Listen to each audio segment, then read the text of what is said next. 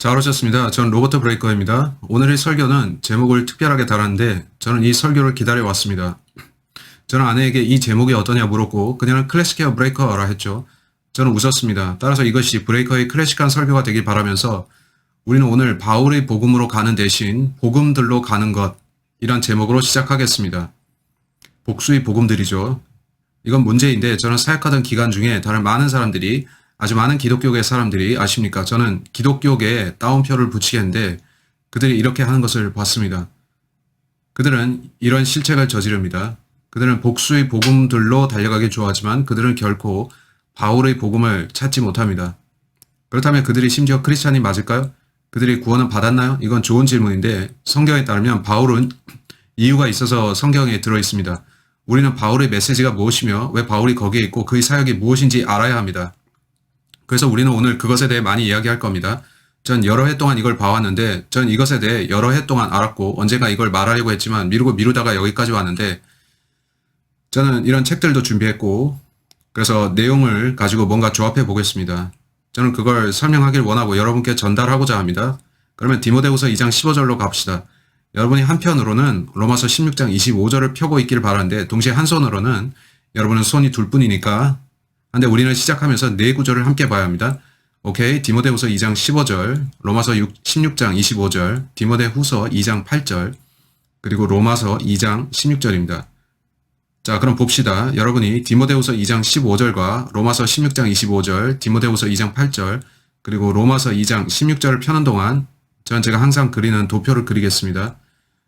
저는 이 도표를 그리기를 좋아하는데 저는 잘 못 그리지만 상관없습니다. 여기에 갈보리 십자가가 있는데 alright? 이쪽은 구약 율법입니다. 구약 말이죠. 우리는 오늘날 율법하에 있지 않은데 현재 우리는 신약에 위치해 있습니다. 하나님께서 신약을 주신 것에 감사합시다. 이 선은 지어야겠군요. 선을 좀 더 직선으로 그려야겠습니다. 제가 좀 실수했습니다. 여러분 오케이. 이렇게 그려야 맞겠죠. 여러분은 성경이 오늘날을 교회 시대라 부르는 것을 아시죠? 교회 시대가 끝날 때 휴거가 있고 대환란이 시작됩니다. 그 후에 그리스도의 천년 왕국이 있는데 여기가 휴거입니다. 이것은 아마겟돈이고요. 예수께서 영광 중에 오셔서 그의 대적들을 물리치시는 때입니다. 이때는 물론 교회 시대입니다. 좋아요. 이걸 보는 이유는 중요해서이죠. 복음들이라는 게 어디 있습니까? 네, 복수의 복음들은 이쪽에 있습니다. 또한 마태, 마가, 누가, 요한복음이 있는데 여러분은 제가 그것들을 어디에 썼는지 보이시죠? 저는 그것들을 십자가 이전에 두고 있습니다. 거기에는 이유가 있는데 제가 복음들이라 할 때는 이것들을 말합니다. 따라서 이게 복음들인데 저는 그것에 대해 말하고 있습니다. 한데 저는 또한 바울의 복음도 말합니다. 바울의 복음은 우리가 살고 있는 이쪽에 있습니다. 우리가 지금 어디에 위치해 있나요? 우리는 하나님의 달력에 바로 여기에 있는데 우리는 휴거 직전에 와 있습니다. 따라서 여러분은 성경에서 마태, 마가, 누가, 요한 복음과 같은 복음들을 보는데 그것들은 저기 있고 여러분은 바울의 복음 쪽에 있죠. 후자가 오늘날의 복음이고 구원의 복음입니다. 양쪽은 같은 게 아닙니다. 시작하기 전에 제가 이 말씀을 드리겠습니다. 저는 마태, 마가, 누가, 요한 복음을 반대하지 않습니다. 오케이? 어떤 이들은 극단으로 가는데 저는 많은 극단주의자들을 받고 애석하게 생각합니다. 어떤 이들은 이쪽 극단으로 가서 말하기를 당신은 바울로 가면 안 된다. 바울은 성경이 있어서는 안 된다. 우리는 바울을 따라서는 안 된다. 우리는 예수만 따를 것이다. 라고 하는데 그들은 자기들의 교리를 오직 마태, 마가, 누가, 요한복음에서 가져옵니다. 그건 잘못된 극단적 이단의 관점입니다. 오케이? 왜냐면 그들이 바울을 배제했기 때문이고 여러분은 그렇게 하면 안 됩니다. 또 어떤 자들은 반대쪽 극단으로 가는데 그들은 우리는 마태, 마가, 누가, 요한복음을 읽지 않는다. 예수님 죽으시기 이전에 대한 그 책들은 우리를 위한 것이 아니다. 그래서 우리는 그걸 보지 않고 오로지 바울의 책만 보겠다. 하는데 그것 또한 극단적 관점입니다. 어떠한 관점이 정확하고 올바른 관점인가요? 그 두 가지를 함께 보면서 올바로 나누는 겁니다. 올바로 나누란 거죠. 디모데후서 2장 15절에 이렇게 말씀합니다. 내가 진리의 말씀을 올바로 나누어 자신이 하나님 앞에 부끄럽지 않은 일꾼으로 인정받도록 공부하라. 성경은 우리가 어떻게 해야 되는지를 알려주는데 우리는 올바로 나눌 줄 알아야 합니다. 여러분은 오늘날 많은 사람들이 올바로 나누지 않고 있는 걸 아십니까? 크리스찬을 자처하는 소위 기독교인들 중 다수가 올바로 나누지 않는데 그건 애석하죠. 애석한 일입니다. 로마서 16장으로 가겠는데 우리는 그 구절을 놓고 잠시 보겠습니다. 제가 여러분께 뭔가 보여드리겠는데 저는 가문의 역사를 공부한 거 좋아합니다. 오케이, 저는 제 가족 가문의 역사에서 많은 걸 찾았는데 사실 여러분이 유튜브에 가보면 제 영상 중에 제가 경건의 유산을 물려받았다고 제 가문과 출신에 대해서 말하는 영상이 있습니다. 제 선조들 중 다수가 구원받은 크리스찬이었고 저는 그게 대단하다 생각합니다. 저는 조지 브레이커라는 이름의 제 5대 선조 할아버지에 대해 알아봤는데 그는 스위스에서 미국으로 이주했습니다. 따라서 그는 미국의 최초 세대입니다. 그는 7세대인가 앞에 있는데 그분 덕분에 제 아들의 이름을 컨레드 조지 더글러스 브레이커라 지었죠. 조지를 기억하면서요. 조지에게는 형제가 있었는데 이분이 조지의 형제입니다. 그의 이름은 율리히 브레이커인데 제 코가 이분과 사실 별로 닮진 않았죠. 제 딸은 분명 이분과 코를 닮았는데요. 이분이 율리히 브레이커이고 제 5대 선조 삼촌입니다. 그는 자서전을 썼는데 지금까지도 독일어를 쓰는 사람들 중에는 율리히 브레이커를 좋아하는 사람들이 있습니다. 그들은 그를 울리 브레이커라고 부르죠. 울리 브레이커는 토겐부르크의 가난한 남자로 알려져 있는데 이건 스페인어 버전입니다. 제가 이 모든 것에 대해 찾아내자 저는 그가 쓴 책을 내가 찾았구나 했죠. 저는 스페인어 버전만 발견했는데 그때부터 영어와 스페인어를 둘 다 할 줄 아는 저는 이걸 영어로 해석하면서 책을 봤습니다. 이건 토겐부르크의 가난한 남자라는 책인데 그는 자기가 살았던 1700년대의 삶을 그렇게 말하고 있고 그 내용은 흥미롭습니다. 이제 저희 독일어 실력은 별로 좋지 못합니다. 오케이. 독일어로 그건 Der Mann in Togenburg 같은 식인데 오케이. 그는 제가 독일어를 할 줄 알면 좋겠는데 제가 독일어를 할 수 있으면 좋겠지만 저는 돌레스칼리간으로 가길 원한다. 아십니까? 제가 할 수 있는 건 그 정도입니다. 벨리스타 베일리 인슐리 아민텐 제 독일어는 아주 초보입니다. My Deutsch is okay. 저는 독일어를 못하는데 하고 싶습니다. 근데 울리히는 했죠. 그는 그의 자서전을 썼고 저는 그걸 읽었습니다. 그거 슬펐는데 그는 스위스에서 가난하게 살았습니다. 그의 이야기를 읽으면서 저는 좀 웃었는데 너무 재밌어서 그랬죠. 그의 부모님은 크리스찬이었는데 1700년대에 어떤 사람이 이 책을 쓴 겁니다. 1700년대에 그 사람들이 왜 예수께서 재림하신다고 생각하는지에 대해서 썼습니다. 그들은 계시록도 인용하는데 이분의 집에서 그들이 탁자를 앞에 놓고 모여 앉아서 휴거가 1700년대에 일어날 것인지를 놓고 이야기를 하고 있습니다. 우리가 계시록을 읽어보니 그렇게 되더라 하는 거였죠. 제 온 삶도 그러했는데 제 부친과 주변 사람들은 휴거가 1988년이냐 1989년이냐 93년이냐 하고 논의했습니다. 와우, 300년 전에도 제 선조들은 우리가 오늘날 이야기하는 그 주제로 대화하고 있었습니다. 그러니 저는 예수께서 돌아오시기를 간절히 원합니다. 근데 제 5대 선조 삼촌이며 제 5대 할아버지의 형제인 울리히라는 남자는 소소한 구원 간증이 있었죠. 그의 말에 따르면 그는 예수 그리스도의 피를 믿고 구원받았다고 합니다. 저는 그게 대단하다 생각했는데 어린 아이일 때 그의 연장자 중 한 명이 아마 그의 숙모였을 건데 그녀가 그에게 요한 아른트가 쓴 참된 기독교란 책을 줬답니다. 저는 그 책을 찾아봤고 그건 프로테스탄트의 교리를 담은 책이었죠. 요한 아른트가 쓴 참된 기독교라는 책인데 아른트, A-R-N-D-T입니다. 저는 이 책을 손에 넣었고 그가 이 책에서 뭘 봤는지를 알고자 했습니다. 저는 이 책을 읽어봤는데 이 책에는 성경의 교리가 잘 정리되어 있었습니다. 보시면 제가 읽고 표시한 흔적들이 있죠. 이건 흥미로운 책인데 이 책은 보혈과 보혈의 중요성 같은 것들을 설명하고 있습니다. 믿음의 교리, 믿음을 통한 구원, 그 내용 중 상당 부분은 루터를 인용하는데 믿음으로 의롭게 되는 교리를 보죠. 저자는 피를 믿는 믿음을 말하고 있습니다. 한데 당대 다른 많은 프로테스탄트들처럼 이는 그들이 카톨릭에서 나왔던 사람들이므로 언제나 기억해야 할 것은 침례 교도들은 프로테스탄트였던 적이 결코 없다는 겁니다. 그들은 프로테스탄트 이전부터 존재했고 그들은 카톨릭 교회에 속했던 적이 없는데 그들은 언제나 그 바깥에 머물면서 아니 우리는 바울을 따르고 성경을 믿습니다. 우리는 거짓 종교에 빠지지 않습니다. 라고 했죠. 프로테스탄트들이 카톨릭에서 나온 건 하나님께 감사할 일이지만 그들 이전에도 언제나 하나님의 신실한 증인들은 있었죠. 제 영상들 중에 분파주의, 디노미네이셔널리즘이라는 영상을 보세요. 제 기억이 맞다면 실시간 방송으로 했습니다. 어쨌든 이 책은 제 믿음을 더 확고히 해줬습니다. 저는 많은 크리스찬들이 교리를 뒤섞는다는 걸 이미 알고 있었는데 이는 그들이 올바로 나누지 않기 때문입니다. 그들은 복음들을 가져다가 바울의 복음과 뒤섞습니다. 여러분 그렇게 하면 안 됩니다. 마태, 마가, 누가, 요한복음에서는 많은 것들이 일어나는데 그 중에 유대인들에게만 적용되는 것들이 많습니다. 오케이, 오늘날 사람들은 그중 어떤 것들을 가져다가 지금 우리에게 적용하려고 합니다. 우리는 유대인이 아닌 교회인데요. 우리는 그리스도의 몸이죠. 따라서 그리스도의 몸인 우리는 그들과 다릅니다. 저는 대체 신학을 믿지 않는데 저는 이스라엘과 교회가 다르다고 믿습니다.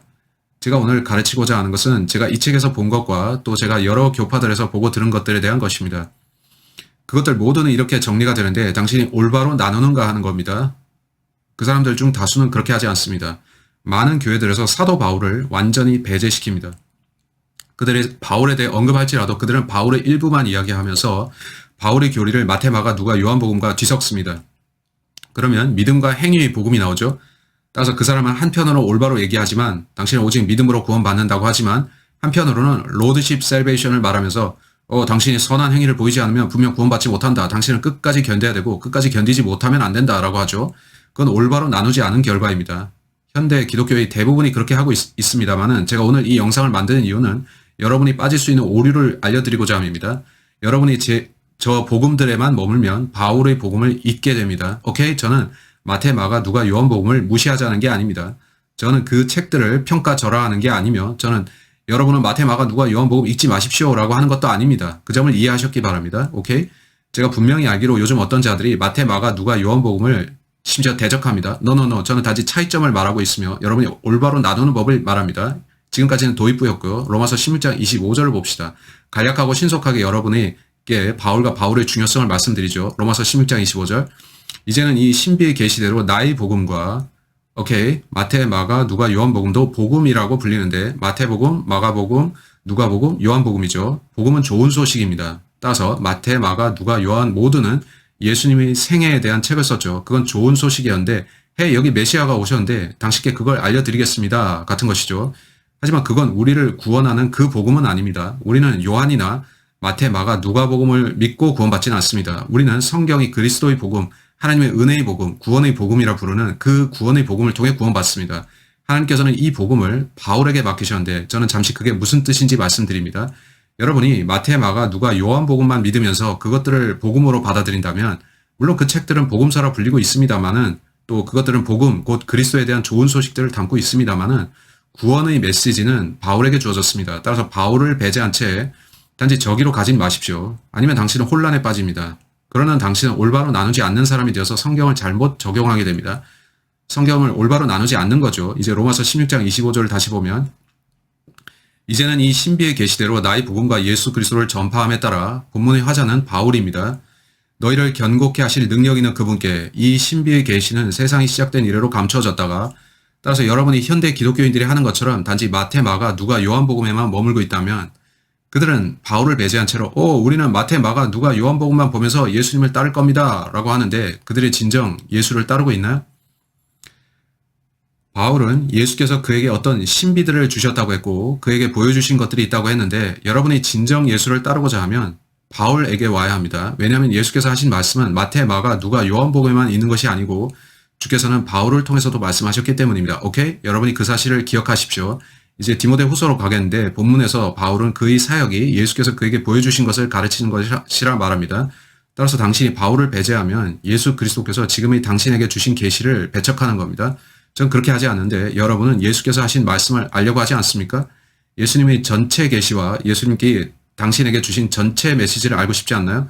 왜 당신은 그 중에 일부만 받으려고 합니까? 왜 성경 전체를 받지 않고요? 성경을 올바로 나누길 원치 않는 사람들이 있는데 그들은 아니 우리는 바울을 잊었습니다. 그는 우리를 위한 사도가 아니고 우리는 단지 마태, 마가, 누가, 요한복음만 필요합니다. 라고 하죠. 그러한 당신은 주의해야 하는데 당신은 뭔가를 놓쳤습니다. 뭘 놓쳤는가 하면 하나님께서 바울을 통해 우리에게 주신 계시를 놓친 거죠. 디모데후서 2장 8절을 봅시다. 나의 복음대로 다윗의 씨인 예수 그리스도께서 죽은 자들로부터 일으켜지셨음을 기억하라. 제가 한 것은 여러분에게 세 구절을 제시한 건데 거기서 바울은 자신이 전파하는 복음을 나의 복음이라 말합니다. 로마서 16장 25절, 디모데후서 2장 8절, 이제 볼 구절은 로마서 2장 16절이죠. 따라서 바울은 복음을 나의 복음이라 부릅니다. 그러나 하나님께서 그 복음을 내게 주셔서 너희에게 믿게 하셨다 합니다. 그 복음이 예수 그리스도로부터 왔다면 우리를 위한 것이죠. 우리는 그것에 유의하고 경청하는 게 좋습니다. 그것에 관심을 가져야 합니다. 안타깝게도 오늘날 많은 사람들이 바울의 복음을 신경 쓰지 않습니다. 읍스. 이게 좋은 일인가요? 나쁜 일인가요? 전 사람들이 정말 이렇게 말하는 걸 들었습니다. 너는 바울이 필요 없다. 나는 예수만 의지해서 하늘에 갈 것이다. 예수밖에 없다. 바울은 구원은 오직 예수를 통해서라고 가르쳤기는 하지만 바울은 또 말하기를 너희가 이 방식을 통해 예수께 와야 된다고 했습니다. 근데 많은 사람들은 난 그걸 믿지 않아. 나는 이 방식대로 할 거야 라고 하는데 그 길은 마태, 마가, 누가, 요한복음에 나오는 유대인의 방식입니다. 여러분은 십자가 이후에 하나님이 말씀하신 바 그분께 오는 길로 와야 합니다.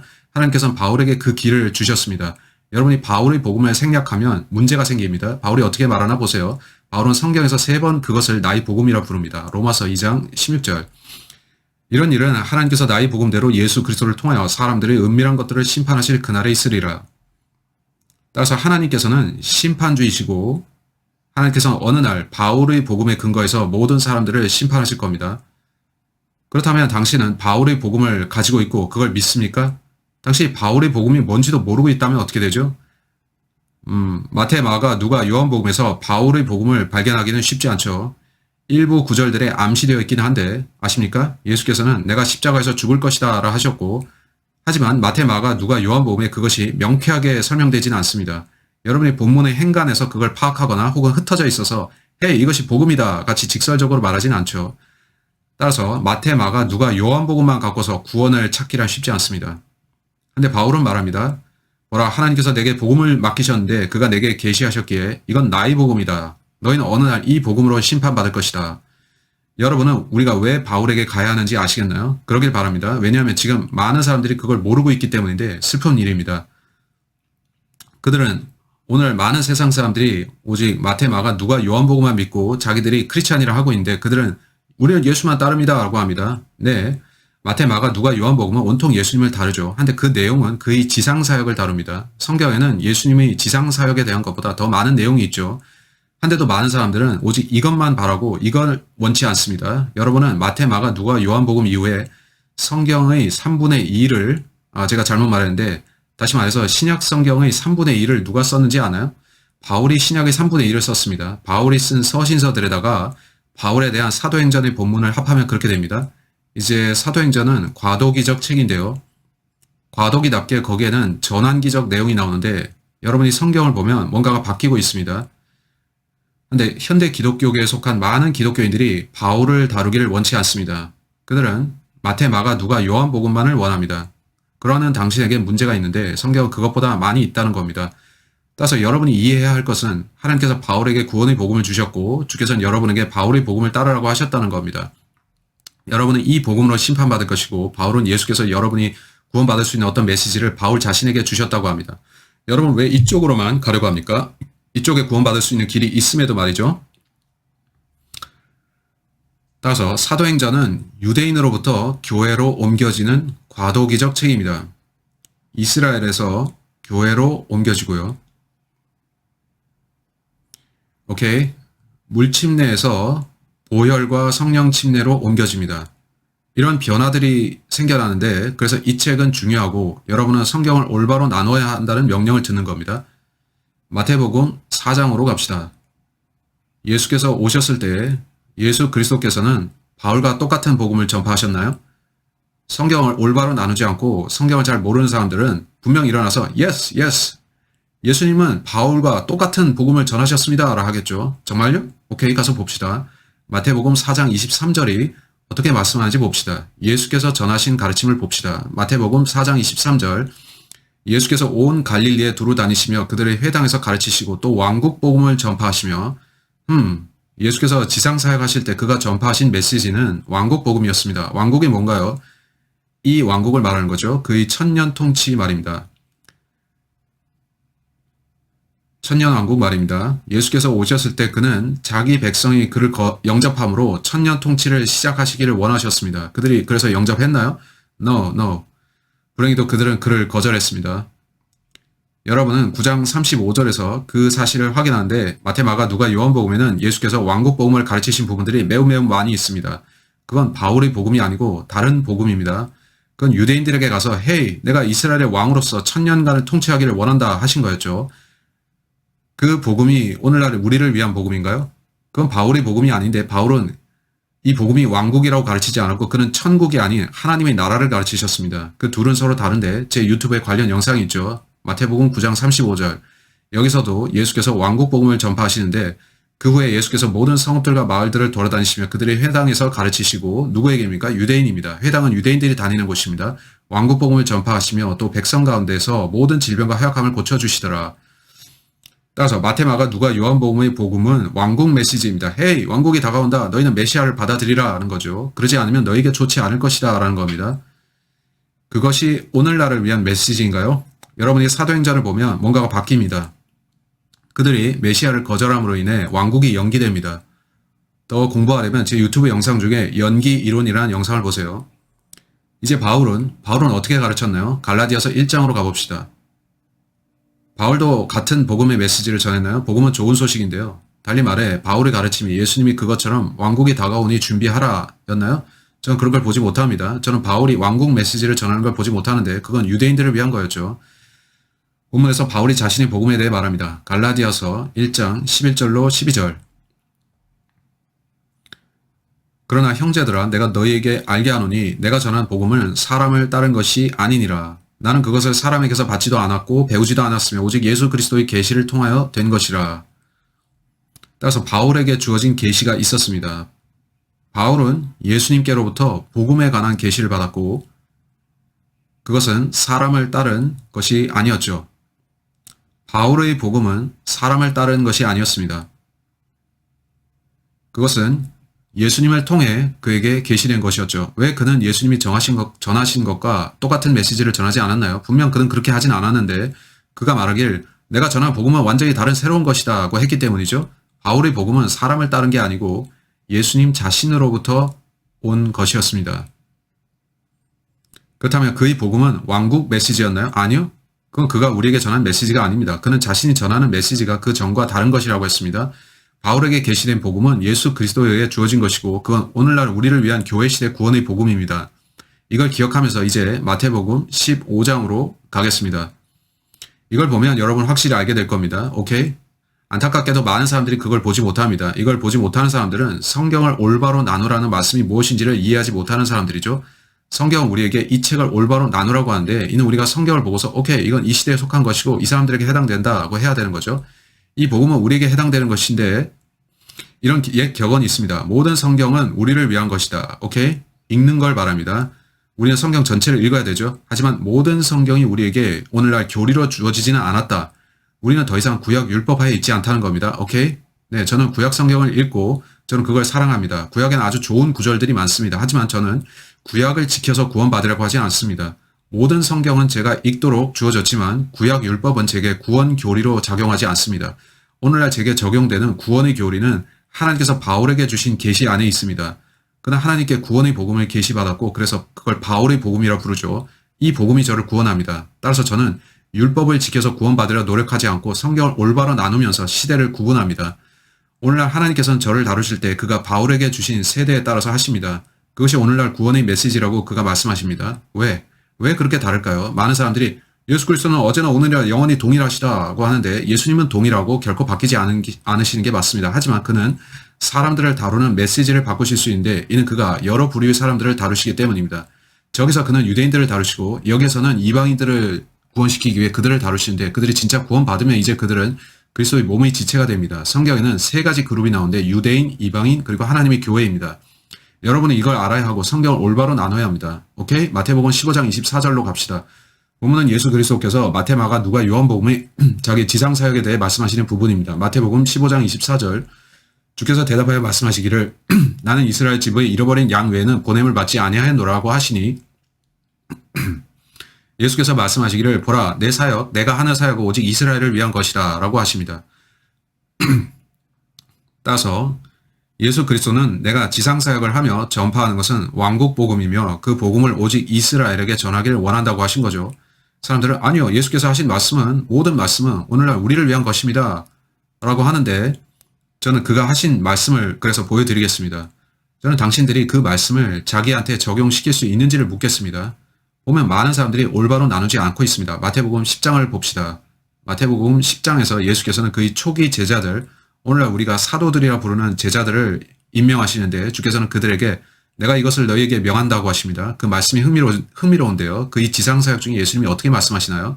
마태복음 10장 6절로 7절 마태복음 10장 6절에서 예수께서 말씀합니다. 사실 5, 6절인데 제가 6, 7절이라고 잘못 말했군요. 제 실수입니다. 5절부터 봅시다.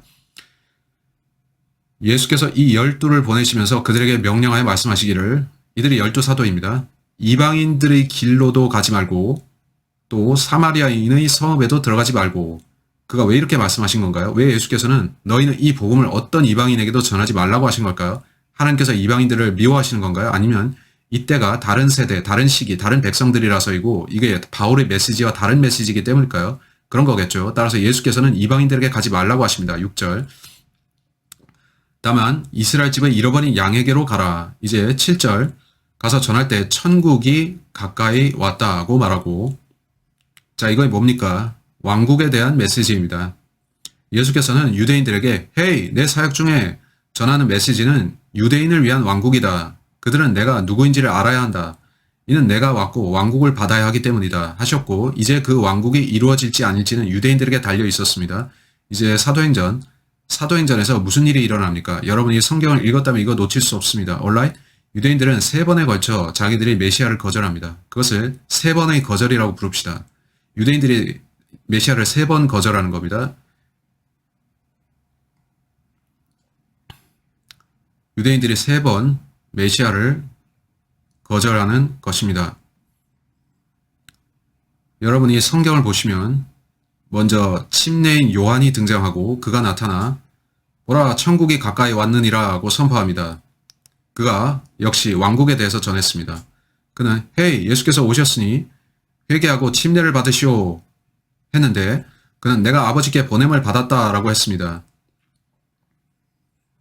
바리새인들은 그에게 당신이 그 사람입니까? 아니면 우리가 다른 사람을 기다려야 합니까? 라 했는데 그는 나는 그가 아니다 했고 그는 이제 침례를 받으라.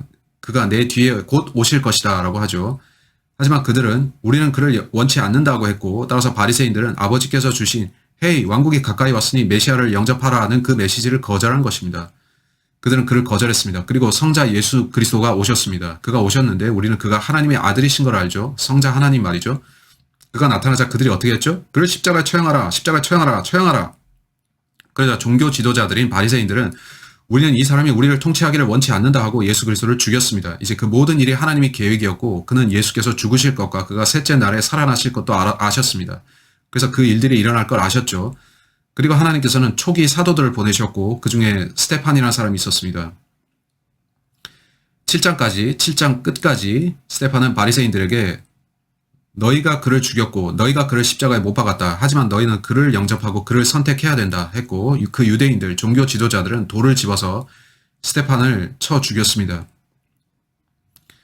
스테판은 죽기 전에 그들에게 너희 목이 곧고 마음과 귀에 할례를 받지 못한 자들아 사람들아 너희가 성령을 거역하는도다 라고 했죠. 보세요.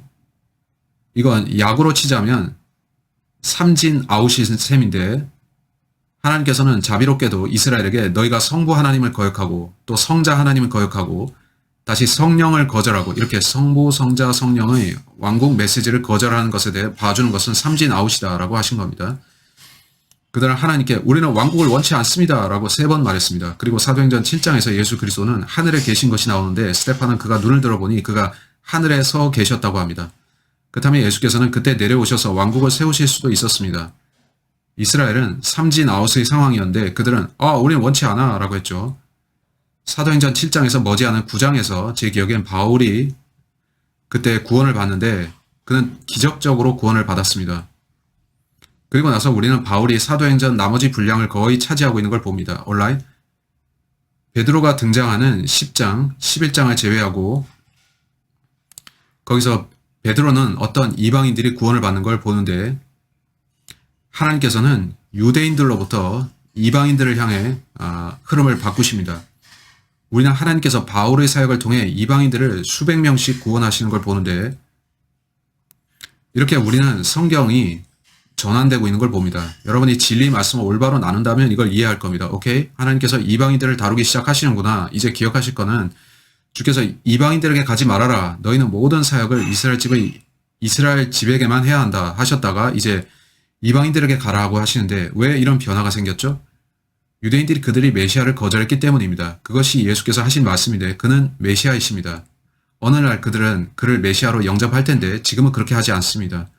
웃기는 게 뭔지 아십니까? 그들은 여전히 메시아를 기다리는데 정확한 기억은 아니지만 올해 2월 21일 혹은 22일에 이스라엘에서는 전 세계 모든 유대인들에게 메시아를 보내주실 것을 간청하고 하늘을 보며 기도하라고 했습니다. 유대인들은 그들의 메시아를 기다리고 있습니다.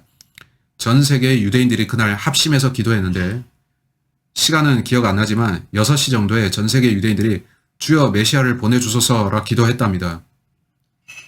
성경을 안다면 여러분은 먼저 거짓 메시아가 올 것을 알죠.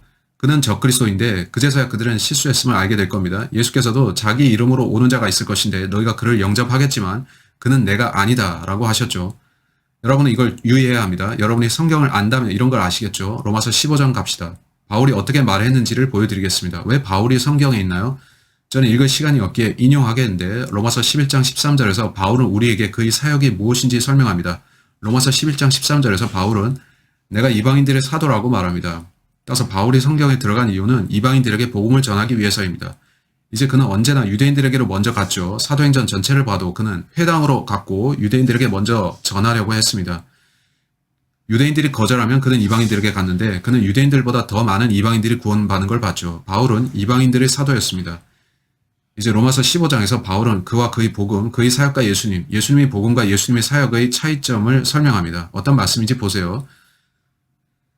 로마서 15장 8절 이제 내가 말하노니 예수 그리스도께서는 하나님의 진리를 위하여 할례의 일꾼이 되셨으니 이는 조상들에게 주신 약속들을 확고히 하시고 따라서 예수 그리스도는 할례의 일꾼이셨는데 그게 뭔가요? 율법하의 사람들, 유대인들은 할례를 받아야 했는데 예수 그리스도는 그들을 위한 일꾼으로 오셨고 그들이 그분을 받아들인다면 그들을 왕국으로 인도하신다는 것이었습니다. 이제 16절을 보면 바울의 가르침이 그것과 어떻게 다른지 알 수 있죠. 이는 나로 이방인들을 위한 예수 그리스도의 일꾼이 되게 하시어 하나님의 복음을 수행하게 하심으로써 이방인들을 제물로 드리는 일이 성령으로 거룩하게 되어 받으실 수 있도록 하심이라. 따라서 바울은 보라 예수께서는 유대인들에게 말씀하셨고 하나님께서는 나를 부르셔서 이방인들에게 보내셨다고 하시는데 그 뜻은 그가 일부 유대인들을 주께 이겨오기 위해 애쓰지 않았다는 것이 아니고 그는 노력했습니다. 그는 자신의 사역이 이방인들의 사도라 말했지만 그는 가능한 한 많은 죄인을 예수 그리스도께 이겨왔습니다. 히브리서 9장을 빨리 보겠는데 흥미로운 구절이 많습니다. 이걸 1시간 안에 다 볼 수 있을지 모르겠지만 노력하겠습니다. 히브리서 9장 16절 우리는 이해해야 합니다. 히브리서 9장 16절 바울은 우리에게 올바로 나누라 합니다. 많은 사람들은 올바로 나눈다는 게 무슨 뜻이냐 묻습니다. 오케이, 성경에 보시면 나눠야 할 것들이 있는데 가장 기본적인 구분은 구약과 신약의 구분이죠. 여러분이 신약을 펴면 많은 사람들이 이야기하듯 먼저 마태, 마가, 누가, 요한복음이 나오는데 이렇게 성경은 구약의 책과 신약의 책으로 구분되죠. 왜냐하면 신약의 기자들이 신약이 온 이후에야 그 책들을 썼기 때문입니다. 따라서 마태, 마가, 누가, 요한복음은 신약의 책들이지만 신약이 문자적으로 시작된 것은 성경적으로는 언제인가요? 히브리서 9장 16절에서 그것을 보여드리겠습니다. 히브리서 9장 16절은 말씀합니다. 유언이 있는 곳에는 유언한 자의 죽음도 필연코 따라와야 하리니. 오케이. 따라서 성경은 우리에게 예수의 죽음이 있기 전까지는 아니고 그 사건이 기점이 되어서 신약이 시작된다고 말씀합니다. 따라서 구분하자면 그리스도의 죽으심 이후의 모든 것들은 신약에 속하고 그 이전의 모든 것들은 구약에 속합니다. 따라서 여러분이 마태, 마가, 누가, 요한복음을 읽으면서 그걸 깨달아야 합니다. 여러분이 마태, 마가, 누가, 요한복음에서 읽는 모든 사건들 중에 예수께서 죽으시기 이전의 것들은 여전히 구약에 속한 것들입니다. 신약은 예수 그리스도의 죽음과 함께 시작되는데 마태복음의 끝부분에 보면 신약이 시작됩니다. 마가, 누가, 요한복음의 끝에서도 마찬가지인데 따라서 여러분이 마태, 마가, 누가, 요한복음을 읽어보면 그 안에는 여전히 구약에 속한 사건들이 발생합니다. 예수께서 문자 그대로 죽으시기 전에는 신약이 시작되지 않았는데 거기서부터가 진짜 신약입니다. 성경을 읽으면서 이런 거 생각해 봤나요? 여러분이 마태, 마가, 누가, 요한복음을 읽을 때 예수께서 문자적으로 죽으시기 이전의 본문들이 구약 경륜이라는 사실요. 그것은 다른 경륜이기에 우리에게 적용할 수가 없죠. 예수께서 요한복음에 하신 말씀들 중 몇몇 복음서 구절은 믿음에 대해 이야기하고 용서를 말하기에 대단한 구절입니다. 많은 설교자들이 마태, 마가, 누가, 요한복음으로 설교합니다. 저도 마태, 마가, 누가, 요한복음을 좋아하고 그걸로 설교하죠. 전 여러분이 그 책들로부터 설교 주제를 가져오면 안 된다는 게 아닙니다. 전 여러분이 올바로 나누고 이것이 여전히 예수님이 지상사역에 속한 때라는 걸 알기 바라는 겁니다. 따라서 십자가 이전의 사건들을 우리에게 구원 교리로 적용하기는 어렵고 여러분은 유의해야 합니다. 따라서 바울은 우리에게 복음을 전해주는데요. 바울은 예수께서 죽으신 이후에 하나님께서 내게 복음을 전하도록 계시하셨다고 말합니다. 온라인 그게 뭔가요? 바울은 고린도전서 15장 1절로 4절에서 그걸 말합니다. 바울이 전파한 복음이 고린도전서 15장 1절로 4절에 나오는데요. 형제들아 내가 너희에게 전한 복음을 이제 시간 절약을 위해서 4, 5절로 스킵하고 내려가겠는데 여러분 다 읽어보십시오. 3절은 말씀하길 내가 받은 것을 먼저 너희에게 전달하였나니 이는 성경대로 그리스도께서 우리 죄들로 인하여 죽으시고 장사되셨다가 성경대로 셋째 날에 다시 살아나셔서 따라서 복음은 예수 그리스도의 죽음, 장사된 부활, 그리고 그가 우리의 죄들을 위해 그렇게 하셨다는 사실을 언급합니다. 또한 그가 어떻게 죽으셨는가를 다루는데 단지 그가 죽으셨다고만 하지 않고 그가 어떻게 죽으셨는지를 언급합니다. 그는 피 흘려 죽으셨는데 성경은 피 흘림이 없이는 죄사함이 없다고 말씀합니다. 따라서 하나님께서 바울에게 계시하신 것은 헤이 그거 보혈이다 이고 하나님께서는 바울에게 너희는 믿음으로 말미암아 은혜로 구원을 받는다고 하셨던 겁니다. 무엇을 믿는다고요? 피를 믿는 거죠. 따라서 에베소서 2장 8, 9절은 너희가 믿음으로 말미암아 은혜로 구원을 받는다고 합니다. 그리고 이것은 너희에게서 난 것이 아니요 하나님의 선물이라 행해서 난 것이 아니니 아무도 자랑하지 못하게 하려 하심이라고 하는 겁니다. 무엇을 믿는 거죠? 로마서 3장 25절에서 바울의 메시지는 보혈입니다. 구원은 피를 믿는 믿음으로 받죠. 로마서 3장 25절 하나님께서는 그의 피를 믿는 믿음을 통하여 그를 화목 제물로 세우셨으니 문자적으로 그 뜻은 진노를 누그러뜨리는 행위입니다. 화목 제물로 세우셨으니 따라서 저를 대신해서 그 자리에서 그가 하나님의 진노를 받으셨는데 그래서 저는 저 밑으로 내려가서 제 죄값을 치르지 않고 영원히 불탈 필요가 없습니다. 예수께서 제 죄를 지셨고 저 대신 십자가에서 죄값을 치르셨습니다. 제가 그분께 가서 그 사실을 믿으면 제 죄들이 용서받는데 그때 저는 주를 믿으면서 지옥에 가고 싶지 않다고 하는 겁니다. 따라서 이건 피를 통한 구원이고 성경은 그의 피를 믿으라고 합니다. 따라서 구원은 믿음을 통해 받는데 무엇을 믿냐 하면 피를 믿습니다. 성경은 그의 피를 믿으라 합니다. 그것이 바울의 메시지이며 바울의 메시지는 칭의를 다룹니다. 사도행전 13장 38절로 39절에서 바울은 이 문제에 대해 훌륭한 설교를 하고 있죠. 그가 이 설교를 함으로써 초대 교회에는 큰 소란이 일어났습니다. 사도행전 15장에서 그들은 한데 모여서 그 문제를 토의했습니다. 안건은 우리가 율법으로 구원받는가, 율법의 행위가 우리를 구원하는가 였는데 바울은 No, 하나님께서 제게 계시하셨는데 우리는 믿음으로 말미암아 은혜로 구원을 받습니다고 합니다. through를 제가 잘못 썼는데 행위 없이 받는다는 거죠. 율법을 지키는 것이 없이 말입니다. 따라서 행위가 없이 무엇을 믿는다는 거죠? 보혈을 믿는 겁니다. 따라서 하나님께서는 바울에게 메시지를 주셨는데 그 메시지는 헤이 더 이상 율법은 아니다. 그리스도를 믿고 그가 하신 일을 믿어라는 것이었죠. 그것이 믿음으로 의롭게 되는 메시지인데 피로 의롭게 되는 거죠. 이렇게 바울의 메시지는 온통 예수께서 하신 일에 있습니다. 오케이? 저는 여러분이 이걸 알기 바랍니다. 바울의 메시지, 바울의 복음은 온통 예수께서 하신 일에 있습니다. 오케이? 이것이 유대인에 대한 메시지와 어떻게 다른가요? 유대인들은 뭘 믿었습니까? 그들은 1500년간 율법의 행위 아래 있었고 그들은 다니면서 자기 행위를 말했는데 그들은 우리가 하나님을 기쁘시게 하려면 선한 행위를 보여드려야 된다고 했죠. 그들은 행위 기반의 체계를 갖고 있었고 그들은 자기 행위를 신뢰했습니다. 바울은 말하기를 이제 내가 너희에게 뭔가를 알려주겠다. 하나님께서 내게 계시하여 주신 것이 이것이다. 우리의 행위로 안 되고 예수께서 하신 일로 구원을 받는다. 그가 십자가에서 자기 피를 흘리셨고 너희가 와서 그 피를 믿으면 예수께서 너희의 죄들에 대한 피의 대속 제물이 되어주신다. 이걸 보고 너희는 구약에서 바쳐졌던 피의 대속만이 그들에게 죄사함을 줬음을 기억해야 되는데 그들은 이제 나는 요한이 세상 죄를 제거하는 하나님의 어린 양을 보라 했던 게 기억났군. 예수께서 어린 양처럼 그의 피를 흘리셨구나. 오케이 하고 나는 그 피를 받아들이고 믿겠어. 나는 그를 영접하고 그 피를 믿겠어 하는 겁니다.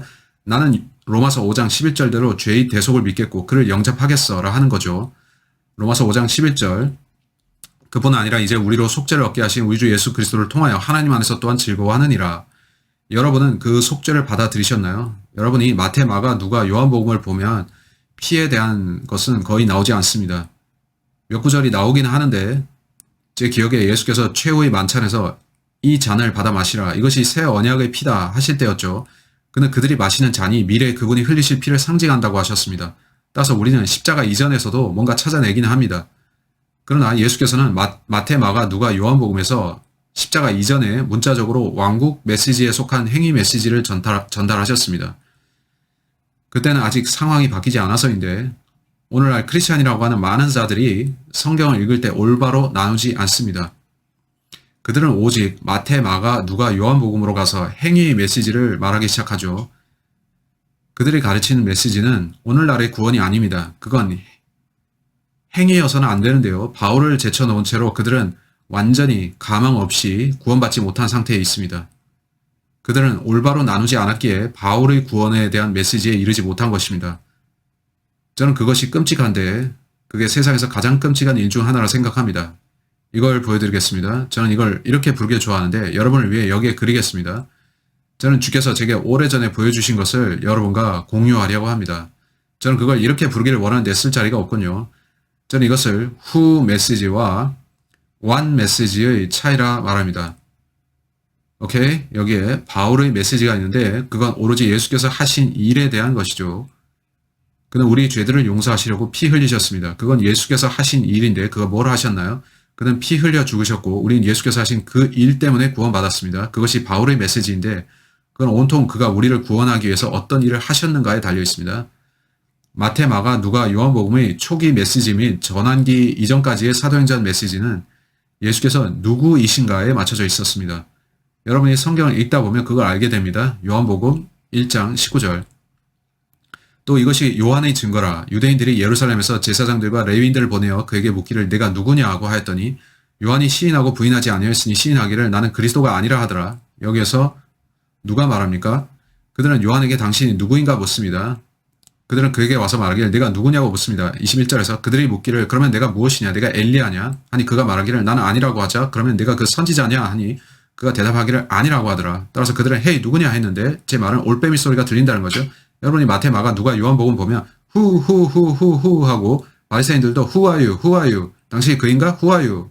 왜 그렇게 묻습니까? 구약에는 다니엘 때로부터 주어진 계시가 있었는데 메시아가 오리라는 것이었습니다. 많은 세월 후에 말이죠. 그 성경 구절을 읽은 유대인들은 자기 당대에 메시아가 오실 것이라고 생각했고요. 따라서 침례인 요한이 나타나자 그들은 그에게 가서 네가 누구냐? 네가 우리가 기다려온 그 메시아냐? 했고 그는 아니라 그러나 그가 내 바로 뒤에 오실 것이다 라고 했습니다. 그들이 그 말을 믿었으면 좋았겠지만 그들은 불신했습니다. 따라서 예수께서 오셔서 치유와 기적들, 왕국에 대한 전파를 시작하시자 유대인들은 그에게 너는 누구냐고 물었습니다. 그는 너희가 알고자 하느냐? 내가 누구인지 너희가 알고자 하느냐? 너희가 나를 믿으면 내가 누군지 알리라 하셨는데 그들은 믿고자 하지 않았고 그들은 자기 의에 너무 빠져 있어서 자기를 믿고 있었는데 그들은 자기의 의를 버리고 그분을 믿지 못했습니다. 그들은 예수께서 약속된 그 메시아인 것을 믿고 싶어 하지 않았죠. 한데 마태, 마가, 누가, 요한복음 전체가 그분이 누구인가를 말하는 메시지입니다. 그 이름을 믿으라. 그가 누구신지를 믿으라. 마태복음 16장 13절로 가서 보겠는데 살펴볼 구절이 많습니다. 마태복음 16장 13절 예수께서 카이사랴 빌립보 지경에 오셨을 때 제자들에게 물어 말씀하시기를 사람들은 인자의 나를 누구라 말하느냐고 하시니 그들이 나를 누구라 하느냐? 그들이 누구라 하느냐? 그러자 그들이 이 사람이다 저 사람이다 혹은 다른 사람이다 혹은 옛 선지자라 이렇게 말했습니다. 마가복음 9장 41절로 갑시다. 당신은 마태, 마가, 누가, 요한복음을 볼 때 이 후 메시지를 계속 반복해서 봅니다. 이건 온통 예수께서 누구신가 그가 누구신가인데 그의 이름을 묻는 것이죠. 온통 예수라는 이름에 대해서 말하고 있습니다. 그 이름이 어떤 점에서는 대단한 것인가요? 오케이, 그걸 말씀드리겠습니다. 여러분이 초기 사도들 및 예수님의 메시지와 바울의 메시지의 차이점을 보면 그건 who와 what의 차이라 할 수 있습니다. 저는 바울이 히브리서를 썼다고 믿는데 히브리서는 그 첫 7장에서 온통 예수께서 누구이신지를 다루고 있죠. 그는 창조주이며 주님, 메시아, 그리스도 또 하나님이신데 그 후 저자는 그가 하신 일을 알려줍니다. 그는 영원한 구원의 창시자라는 거죠. 누구에 대한 구절들과 무엇에 대한 바울의 메시지를 히브리서를 통해 이해하고 설명할 수 있습니다. 이제 마가복음 9장 41절 누구든지 너희가 그리스도께 속한 자라 하여 내 이름으로 너희에게 마실 물 한 잔이라도 주면 진실로 내가 너희에게 말하노니 그는 자기 상을 잃지 아니하리라. 따라서 그가 누구이신지 믿으라. 그 이름을 믿으라. 그것이 마태, 마가, 누가, 요한복음 및 사도행전 초기 교리입니다. 그건 온통 그가 누구인가의 내용이죠. 요한복음 3장 18절, 요한복음 3장 18절. 뭘 믿으라고요? 그의 이름을 믿으라는 겁니다. 아들을 믿는 사람은 정죄를 받지 아니하나 믿지 않는 사람은 이미 정죄를 받은 것이라. 이는 그 사람이 하나님의 독생자 이름을 믿지 않았기 때문이라. 20장 3절로 갑시다. 요한복음 20장 3절. 이제 여러분은 이 차이점이 보이십니까? 여러분은 성경 독서의 일부가 차이점을 살피는 것임을 압니까? 그것이 올바로 나누는 것입니다. 이건 저것과 같지 않다. 그 둘이 같다면 우리는 이건 같군이라고 합니다. 성경에는 차이 나는 것들이 많이 있고 우리가 구원받을 때 성령을 받는데 성령께서는 우리를 모든 의로 인도하십니다. 그러면 우리는 성경을 보면서 오케이 이것과 저거 다르구나. 오케이 이때는 저 이전의 언약과 다른 거구나. 이건 신약이고 저 때는 그가 누구이신가를 말하는데 우리는 지금 그분이 우리를 위해 하신 일을 믿어야 되는구나 하게 되죠. 오케이 요한복음 20장 31절에서 어떻게 말씀하시나 보세요. 다만 이것들을 기록한 것은 너희가 예수가 그리스도 곧 하나님의 아들이심을 믿게 하려는 것이요 곧 또 믿음으로 그의 이름을 통해 생명을 얻게 하려 함이라. 본문이 예수의 이름과 그가 누구신지에 대해 얼마나 강조점을 두는지 보세요. 마태, 마가, 누가, 요한복음은 바울의 메시지와 다릅니다. 사도행전 10장까지도 그런데 그 후 변화가 시작되어 13장에서 새로운 메시지가 바울에게 주어지며 나옵니다. 사도행전 10장 43절에 어떻게 말씀하는지 보세요. 그분에 대한 모든 선지자도 증거하기를 누구든지 그를 믿는 자는 그의 이름으로 말미암아 죄들의 사함을 받으리라 하였느니라. 따라서 그의 이름을 통하여 계속 이름을 말합니다. 이거 보세요. 이게 사도들의 초기 메시지입니다. 사도행전 2장으로 갑시다. 사도행전 2장 21절 이거 보세요. 사도행전 2장 21절 그러나 누구든지 주의 이름을 부르는 자는 구원을 받으리라고 하였느니라. 그가 누구이신지 그 이름이 무엇인지에 대해 강조점이 주어지고 있죠. 38절로 가보세요. 베드로가 그들에게 답변하기를 회개하라. 그리고 죄들을 사함받은 것으로 인하여 너희 각자는 예수 그리스도의 이름으로 침례를 받으라. 우리는 이런 식으로 하루 종일 말할 수 있습니다. 구절들이 많죠. 사도행전 3장 16절 봅시다. 그의 이름을 믿음으로 인하여 그 이름이 예수의 이름을 믿는 것이 사도행전 앞부분에 나오는데 반해서 바울은 그의 이름만이 아닌 피를 믿는 것을 말합니다. 이것이 후와 왓의 차이점이죠. 그건 다른 건데 분명 다릅니다. 사도행전 4장 7절로 갑시다. 사도행전 4장 7절 두 사도를 가운데 세워놓고 그들이 묻기를 너희가 무슨 권세와 누구의 이름으로 이 일을 하였느냐고 하더라. 10절 너희 모두와 이스라엘 모든 백성은 알지니 너희가 십자가에 못 박았고 하나님께서 죽은 자들로부터 살리신 나사렛 사람 예수 그리스도의 이름으로 곧 그분으로 인하여 이 사람이 온전하여져서 여기 너희 앞에 서게 되었느니라. 12절 그러므로 다른 이에게는 구원이 없나니 이는 하늘 안에서 우리가 구원을 받을 수 있는 다른 이름을 인간에게 주신 적이 없음이라고 하더라. 이런 식으로 계속 나오죠. 17절 18절 사도행전 8장 12절, 사도행전 9장 14절, 우리는 사도행전 10장 43절을 지금 봤습니다. 따라서 마태, 마가, 누가, 요한복음 전체가 예수께서 누구이신가, 또 그의 이름을 다루고 있고 그의 이름을 믿으라고 합니다. 이제 왜 그래야 하나요? 여러분이 성경을 알고 또 구약 성경을 읽었다면 여러분은 메시아가 오리라는 약속이 주어졌음을 알 겁니다. 그리고 그가 오셨죠. 그가 오실 때 그분을 믿어야 했습니다. 따라서 그가 누구이신지를 믿어야 했던 겁니다. 초기 교회도 그런 믿음이었으며 거기엔 아직 유대인들만 있었죠. 그들 모두는 예수가 누구이신가를 믿었고 그의 이름을 믿었습니다. 왜 그분의 이름을 믿으라고 할까요? 자, 예수님의 이름은 지저스죠.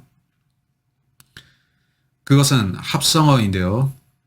여러분은 JE가 지호바의 축약형인 거 아십니까? 수스는 구원하다 라는 뜻이고요. 따라서 예수란 이름의 뜻은 여호와께서 구원하신다입니다. 구약의 주님이 누구이신가요? 여호와죠. 우리는 예수 그리스도를 주 예수 그리스도로 부르는데 이는 우리가 예수님이 하나님이신 걸 알기 때문이죠. 따라서 예수는 주님이시고 예수는 육신으로 나타난 하나님이었습니다. 따라서 하나님께서는 하늘에서 내려오셔서 우리를 위해 죽으셨고 우리를 구원하셨습니다. 따라서 그 당시 그들은 예수께서 누구이신지를 믿었고 저는 그가 메시아이신 걸 믿습니다 라고 했죠. 하지만 바울의 메시지와 함께 그들은 세상에 하나님께서 나를 사랑하셔서 나 대신 죽으셨구나. 와우, 나는 하나님께서 나를 구원하기 위해 하신 일을 믿어야지 했고 바울의 메시지는 그것과 매우 상이합니다. 바울은 그 이름을 믿으라. 그가 누구신지 믿으라. 예수님이 누구신지 믿으라. 그 이름을 신뢰하라. 이렇게 하지 않았습니다. 바울의 말을 보세요. 로마서로 갑시다. 바울은 온통 그가 당신을 위해 죽으셨다고 말합니다. 따라서 바울의 메시지는 온통 그가 당신을 위해 무슨 일을 하셨는가입니다. 단지 그가 누구이신가가 아니고요. 아시지만 오늘날 당신이 예수께서 메시아이신 걸 믿으면 그들은 그렇게 하죠. 제 말은 그렇게 믿는 건 잘 하는 거지만 단지 예수께서 누구이신가를 믿고 지금 구원 받느냐는 겁니다. 아니요. 왜냐하면 하나님께서 바울에게 계시하시길 헤이 이제 그가 누구이신지를 믿는 것 이상이다. 상황이 바뀌었고 예수께서는 바울에게 오셔서 이제 하나 더 너희는 내가 한 일을 믿어야 한다고 하셨죠. 그 피를 믿고 그의 피를 믿는 믿음으로 피를 신뢰하라는 거죠. 로마서 5장 6절. 우리가 아직 연약하였을 때 그리스도께서 때가 되어 경건치 아니한 자들을 위하여 죽으셨느니라.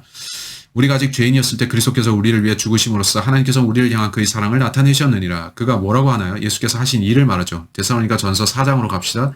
따라서 바울의 메시지는 마태, 마가, 누가, 요한복음에 나오는 그리스도의 메시지 또 사도행전 초반과 약간 다릅니다. 그것들은 그의 이름에 매우 강조점을 둔 후 메시지였다면 예수께서 누구이신지를 믿는 것이었다면 다른 쪽은 what 메시지를 전하는데 예수께서 당신을 위해 무엇을 하셨냐는 겁니다. 그가 당신을 위한 피의 속죄 제물이 되셨고 당신 죄들을 위해 대신 죽으셨는데 당신은 그걸 믿어야 한다는 겁니다. 그의 죽음 장사된 부활하심, 그의 흘린 피, 그 피를 믿으라는 겁니다. 데살로니가 전서 4장 14절 예수께서 죽었다가 다시 살아나신 것을 우리가 믿는다면 따라서 우리는 단지 그가 누구이신지 그 이름만 믿는 게 아니라 그가 죽고 부활하신 걸 믿으면 단지 그가 누구이신가가 아닌 우리가 그가 하신 일을 믿으면이라고 바울은 말합니다. 그와 같이 하나님께서는 예수 안에서 잠든 자들도 그와 함께 데리고 오시리라. 5장 10절 보세요. 데살로니가 전서 5장 10절은 말씀합니다. 주께서 우리를 위하여 죽으심은 우리가 깨든지 자든지 주와 함께 살게 하시려는 것이라. 따라서 본문 전체가 그가 하신 일에 맞춰져 있는데 그는 우리를 위해 죽으셨죠. 데살로니가 후서 5장 빨리빨리 보겠습니다. 전 여러분이 이 차이를 알기 원하고 여러분이 올바로 나눌 수 있기를 바랍니다. 여러분이 올바로 나누면서 본문을 단지 읽기만 하면 여러분은 와우 마태, 마가, 누가, 요한복음은 십자가의 피 흘리심 이전이고 그때는 유대인들이 있어서 그들은 예수께서 누구이신지 믿어야 했다라는 걸 압니다. 그들이 그분의 이름을 듣고 와우 그가 하나님께서 보내신 그 사람이구나. 그 이름이 하나님께서 구원하신다이니까 하면 된 거죠. 하지만 그가 죽으시자 그는 그들에게 다시 기회를 주셨고 그들이 다시 거절하자 하나님께서는 이제 바울아 내가 그들에게 가서 말하라. 그들에게 알리라. 내가 이 모든 걸 계획했고 그들이 나를 십자가에 처형할 줄도 알았느니라. 내가 계획대로 그 일이 일어나게 했는데 이는 내가 온 세상의 죄들을 위해 피의 대속을 치르기 원했기 때문이다. 이제 사람들이 내 피를 믿으면 그들은 내가 한 일로 구원받을 수 있느니라. 내가 한 일을 신뢰하고 믿으면 되느니라고 하시죠. 고린도 후서 5장 21절 예수 그리스도에 대해 이 구절을 말씀하는데 하나님께서 죄를 알지도 못하는 그를 우리를 위하여 죄로 삼으신 것은 하나님 아버지께서 성자 예수를 그렇게 하셨습니다. 우리로 하여금 그 안에서 하나님의 의가 되게 하려 하심이라. 즉 죽음 장사된 부활하심을 통한 그리스도의 피의 대속이 일어났는데 우리는 그것을 통해 하나님께 나아가며 그리스도의 의를 소유합니다. 예수께서 하신 일 때문이죠. 올라가서 15절을 봅시다. 그가 모든 사람을 위해 죽으신 것은 산자들이 이제부터는 더 이상 자신들을 위하여 살지 않고 자기들을 위하여 죽었다가 다시 살아나신 그분을 위하여 살게 하려는 것이라. 바울은 온통 그가 하신 일을 말합니다. 그가 죽으시고 장사되시고 일어나신 것, 그의 피를 보라. 그는 속죄제이시고 이렇게 바울의 메시지는 예수께서 우리를 구원하시려고 행하신 일에 맞춰져 있고 우리는 예수께서 하신 일을 믿어야 됩니다.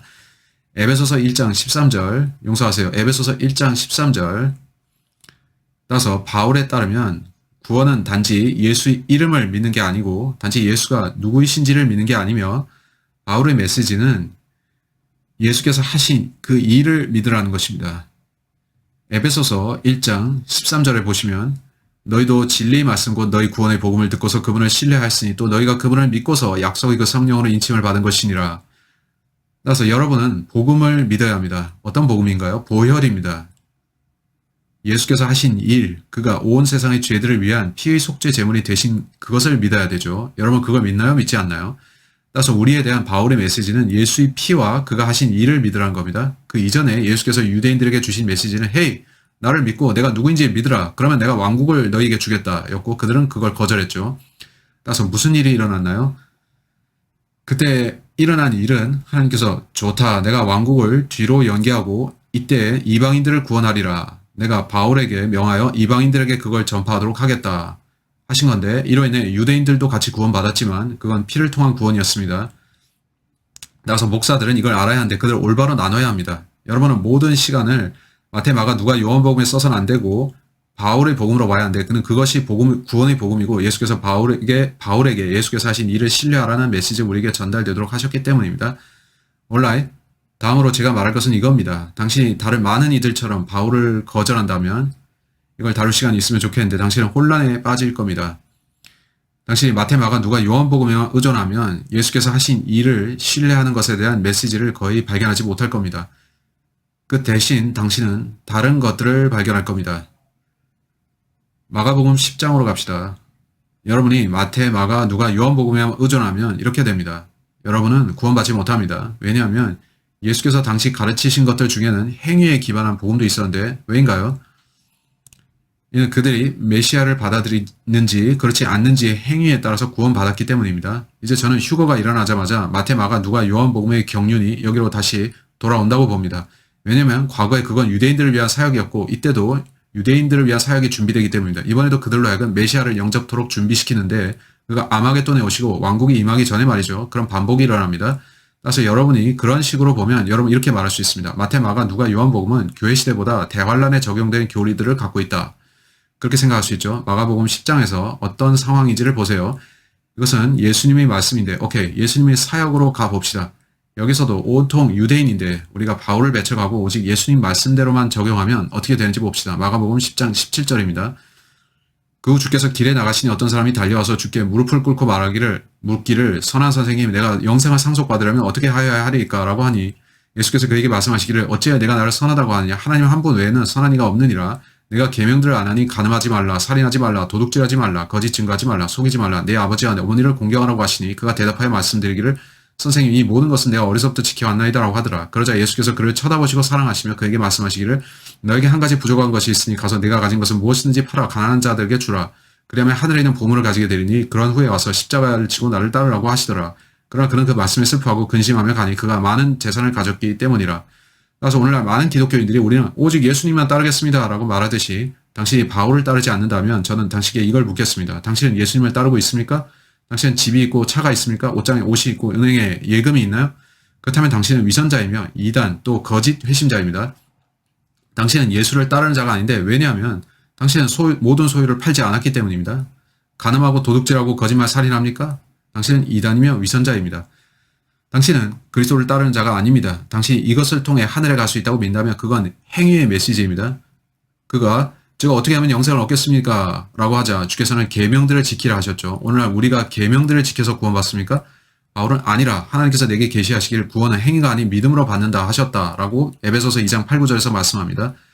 따라서 여러분은 두 개의 서로 다른 메시지를 보는데 당신이 어느 편을 택하겠습니까? 저는 오늘날을 위한 메시지를 택하겠는데 오늘날을 위한 쪽은 바울에게 게시된 메시지입니다. 오케이, 아십니까? 당신에게 왕이 있다면 또 왕께서 당신에게 명령을 내렸고 수년 뒤에 그가 또 다른 명령을 여러분에게 내린다면 나중 명령이 우선하므로 당신은 항상 나중 것을 따를 것입니다. 이건 예수께서 그의 지상사역 중에 이 남자에게 말씀한 것이고 예수께서는 바울에게 다시 계시하셨죠. alright, 우리는 이쪽 명령대로 해야 하는데 저쪽으로 돌아갈 수는 없습니다. 따라서 많은 사람들이 플로리다 펜사콜라에는 많은 교회들이 있는데 저는 종종 운전해서 그 앞을 지나갑니다. 그들은 이 구절을 그들 교회 앞에 큰 글씨로 게시해 놓죠. 내가 영생을 상속받으려면 어떻게 해야 하리까? 이 문구를 인용하고 있습니다. 만일 여러분이 그 교회로 들어가서 좌석에 앉으면 거기서 어떤 설교를 듣겠습니까? 당신의 행위로 구원받는다. 그렇게 가르치겠죠. 그들은 행위에 기반한 복음을 메시지로 전할 겁니다. 그건 바울이 전한 복음이 아닙니다. 바울이 말하길 사람들이 어느 날 심판받을 때 그들이 바울의 복음을 받아들였는지 여부로 봤는데 저 사람들을 안 믿었고 그들은 우리는 예수를 따른다고 말한 거죠. 예, 당신은 다른 언약하에서 유대인들에게 주어진 메시지를 따른 건데 그때는 예수님이 죽으시기 전이었습니다. 왜 올바로 나누지 않습니까?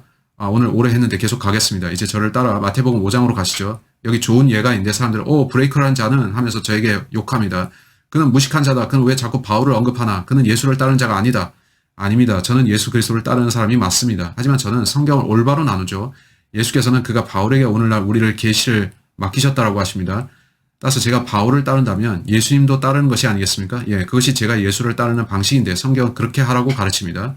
하지만 그들은 바울을 믿지 않고 바울의 복음 대신 마태, 마가, 누가, 요한복음의 복음들로 가려고 합니다. 그들이 구원받지 못한 이유가 그것인데 안타깝죠. 근데 여러분이 그들의 삶과 그들의 가르침을 보면 또 그들의 교리를 보면 그들은 예수님과 그분이 마태, 마가, 누가, 요한복음에서 말씀하신 그것을 따르지도 않습니다. 왜냐하면 예수께서는 어떤 매우 강한 말씀들을 하셨는데 마태복음 5장으로 가서 30절을 봅시다. 또 만일 내 오른손이 너를 실족해 하거든 잘라버리라. 내 지체 가운데 하나가 없어지는 것이 내 온몸이 지옥에 던져지는 것보다 나으니라. 예수께서 헤이 너의 오른쪽 눈을 뽑아내라 하고 말씀하시는데 그거 29절이죠. 30절에서는 오른손을 잘라내라고 하시고 저는 아직 자기 오른눈을 뽑아내고 오른손을 잘라낸 크리스찬을 만나보지는 못했습니다. 당신은 포르노그래피에 빠져 있습니까? 포르노그래피를 감상하면서 당신이 손으로 은밀한 죄를 지으면서 나쁜 짓을 즐깁니까? 당신은 왜 예수를 따르지 않나요? 모르겠지만 당신은 왜 손을 자르지 않습니까? 왜 당신은 의수를 달고 다니면서 저는 예수님을 따르는 자입니다 라고 하지 않습니까? 저는 그렇게 하는 사람을 한 명도 보지 못했습니다. 그들은 위선자들입니다. 당신네는 바울을 따르지 말고 예수를 따르라고 하면서 예수님 말씀조차 안 따르는군요. 예수께서 그렇게 하라고 하신 것도 말이죠. 우리가 저 법 아래에 있지 않고 이쪽에 살고 있는 걸 하나님께 감사드리십시오. 여러분이 성경을 올바로 나눈다면 곧바로 아는데 그는 당시에 유대인들에게 말씀하신 겁니다. 또 그 말씀은 아마 이쪽 시대에도 적용될 겁니다. 어떤 사람이 자기 오른손에 짐승의 표를 받으면 어떻게 될까요? 주님이 재림하실 때 그들이 여전히 남아있다면 그들은 살기 위해서 오른손을 잘라야 될까요? 전 모르지만 질문해 보는 겁니다. 한데 다른 본문으로 갑시다. 다른 구절을 봅시다. 여러분이 바울을 생략한 채 여전히 구약에 속한 예수님의 계시로 돌아가면 자신이 어떤 문제에 빠지는지를 알겠나요? 예수께서는 자신의 대부분의 가르침을 그가 죽으시기 이전에 전하셨습니다. 그래서 여러분이 성경을 읽다 보면 저거 유대인들의 왕국 메시지인데? 라고 합니다. 이제 저는 우리가 바울의 사역하에 있는 것을 알고 지금의 구원은 바울의 방식대로 주가 하신 일을 신뢰하는 것임을 압니다. 저는 하늘에 가기 위해서 이런저런 일을 할 필요가 없고 예수께서 하신 일만 신뢰하면 되는데 제가 그분이 하신 일을 믿으면 하늘에 갑니다. 누가복음 14장 26절에 예수님이 말씀합니다. 누구든지 자기 아버지나 어머니나 아내나 자식이나 형제나 자매나 정녕 자기 목숨까지도 미워하지 않은 채 내게로 오면 그는 나의 제자가 될 수 없느니라. 또 누구든지 자기 십자가를 지지 않고 나를 따라오는 자는 나의 제자가 될 수 없느니라. 오케이, 우리가 주변 모든 사람을 미워해야 됩니까? 저는 예수님을 진정 따르는 자입니다. 그래서 저는 당신들과 나 자신을 미워합니다. 제 말은 당신이 그렇게 믿고 있냐는 거죠. 여러분이 올바로 나누지 않을 때 어떤 혼란에 빠지는지 알겠나요? 이건 예수님의 말씀인데 그가 왜 이렇게 말씀하셨나요? 왜냐하면 이 대환란의 기간 중에는 여러분이 목숨을 걸고 하나님을 따라야 되기 때문입니다. 주께서 아마겟돈에 오실 때 당신이 왕국에 들어가기에 합당한 자가 되려면 말이죠. 마태복음 18장을 봅시다. 저는 이 구절을 좋아하는데 이 구절은 흥미롭기에 저는 이 구절을 예화로 들기 좋아합니다. 마태복음 18장 21절과 22절. 그때 베드로가 주께 와서 말씀드리기를 주여 내 형제가 내게 죄를 지으면 몇 번이나 그를 용서해 줘야 하리까? 7번까지 하리까? 라고 하니 재미있는 것은 베드로가 주여 제가 7번까지 그를 용서하고 8번째부터 하지 말리까? 라고 물은 건데 그건 제가 누군가를 더 용서하지 않아도 되는 시점이 언제인가요? 라고 여쭤본 거죠. 22절에서 예수님이 뭐라 말씀하십니까? 예수께서 그에게 말씀하시기를 나는 너에게 7번까지라 말하지 않고 70번씩 7번까지라고 하노라. 70번씩 7번은 490번이죠. 예수께서는 단지 490번만 누군가를 용서하라고 하셨습니다. 오케이, 만일 당신이 491번째 죄에게 죄를 지으면 죄를 짓거나 제게 뭔가 잘못하면 당신은 대가를 치러야 되겠죠. 저는 뭐든 할 수가 있으니까요. 당신을 더 이상 용서할 필요가 없어지니까요. 그렇다면 저는 계산해보자. 이제 491번째가 됐네. 맛 좀 봐라. 이렇게 지금 우리가 생각해도 되는 겁니까? 나는 저 사람 싫어해. 나는 그를 용서하지 않겠어. 그래. 여기까지 참다가 491번째 되면 복수하자. 이게 바울의 가르침인가요? 바울의 경우를 아주 빨리 봅시다. 에베소서 4장. 저는 읽을 시간은 없는데 4장 32절. 바울은 그리스도께서 우리를 용서하신 것처럼 용서하라고 합니다. 예수 그리스도께서 십자가에서 죽으실 때 우리의 죄를 단지 490번 용서하셨을까요? 490번 넘게 죄를 지으면 더 이상 죄들을 위한 희생제가 사라지는 건가요? 성경이 그렇게 가르치던가요? 아닙니다. 바울은 그리스도께서 너희를 용서하셨듯이 용서하라고 하는데 골로새서 2장 13절에서 바울이 뭐라 하나고 보세요. 골로새서 2장 13절 너희 죄들과 너희 육체의 무할례 가운데서 죽었던 너희를 하나님께서 그와 함께 살리셔서 너희 모든 허물을 용서하셨으니. 그래서 저는 여기 앉아서 내가 490번 넘게 주님 앞에 죄를 짓지 않았기를 이렇게 하지 않습니다. 전 제가 모든 죄들을 이미 용서받았음을 압니다. 이건 제가 죄를 짓고자 하는 핑계가 아닌데 전 죄를 미워하고 죄 짓기를 원치 않습니다. 하지만 바울은 제가 모든 죄들을 용서받았다고 말합니다. 그 점에 대해 하나님께 감사합니다. 이제 다른 구절을 빨리 보겠습니다. 마태복음 24장 13절, 마태복음 24장 13절. 사람들은 종종 여기에서 헷갈리는데 제가 보여드릴 이 책도 그렇습니다. 이 초기 프로테스탄트들은 예수님이 하신 말씀들을 받고 그들이 보혈을 믿었음에도 당신은 끝까지 견뎌야 된다. 구원을 잃어버릴 수 있다. 라는 말도 했습니다. 그들 중 어떤 이들은 구원의 상실을 가르쳤습니다. 그건 에베소서 1장 13절과 다릅니다. 저는 여기에 에베소서 1장 13절보다 먼저 2장 8, 9절을 써야겠는데 2장 8, 9절, 에베소서 1장 13절은 다르게 말씀합니다. 에베소서 1장 13절은 우리가 약속의 성령으로 인침받았다고 하는데 누구도 그 봉인을 깰 수 없습니다. 여러분이 구원받았다면 그리스도 안에서 영원히 안전합니다. 그게 영생인데 영원히 구원받은 거죠. 마태복음 24장 13절 그러나 끝까지 견디는 자는 구원을 받으리라. 이 구절이 오늘날 우리에게 적용됩니까? 예수께서 우리에게 너희가 구원받지만 너희는 조심하는 게 좋다. 너희가 끝까지 견디지 못하면 구원을 잃어버릴 수가 있어. 라고 하신 건가요? 그건 바울과 맞지 않는데 우리는 구속의 날까지 인침을 받았습니다. 서로 맞지 않죠? 좀 더 읽어보면 어떻게 되어 있나요? 이 왕국 복음이 오케이. 그럼 우리가 아닌 저 사람들에게 해당되는 거죠. 여러분, 많은 사람들이 마태복음 24장으로 가서 그걸 오늘날 우리에게 적용하려고 애쓰는 거 아닙니까? 그게 가능한가요? 그럼 16절을 봅시다. 그때 유대에 있는 자들은 산들로 도망하라.